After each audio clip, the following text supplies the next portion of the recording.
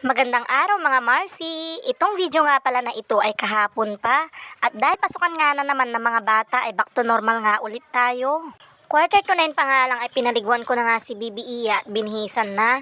9:30 kasi ng umaga yung pasok niya. Muntik ko pa nga siyang hindi papasukin mga Marcy dahil akala ko nga ay wala pa gaano pumapasok. Akala ko kasi ay walang pumasok sa mga first session. Buti na lang at pinapasok ko siya dahil pagdating nga namin ay marami din pala sila. Sayang din yung isang araw na mapag-aaralan niya lalo na nga at matagal siyang hindi nakapasok. Buti nga at hindi naman tinatamad itong si Bibi Iya pumasok. Matagal kasi siyang hindi nakapasok mga Marcy simula nga nung umuwi kami ng Iloilo. Mahigit isang buwan siguro siyang hindi nakapasok pero okay lang, daycare pa lang naman siya. Pagdating namin ay nagpatimbang nga muna siya habang hindi pa nga nagsisipaglabasan yung mga first session. Kailangan din daw kasi yan sabi ng teacher niya at 16.3 nga ang timbang ni Bibi Iya. Medyo bumigat-bigat nga siya ngayon mga Marcy, hindi katulad dati na 14 to 15 nga lagi ang kanyang timbang.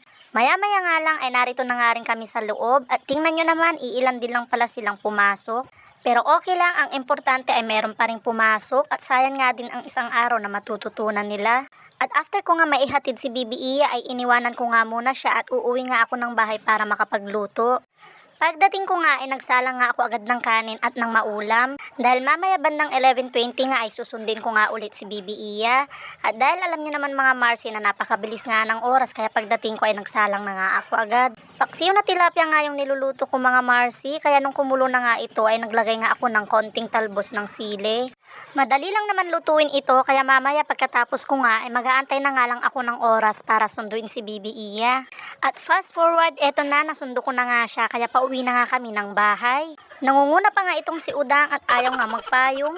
Pagkadating ko nga ng bahay ay dipuga, sumabak nga ako agad sa bakbakan. Napakarami ko nga kasing labahan mga Marcy kaya kailangan ko nga itong isingit habang gumagawa nga ako ng gawaing bahay.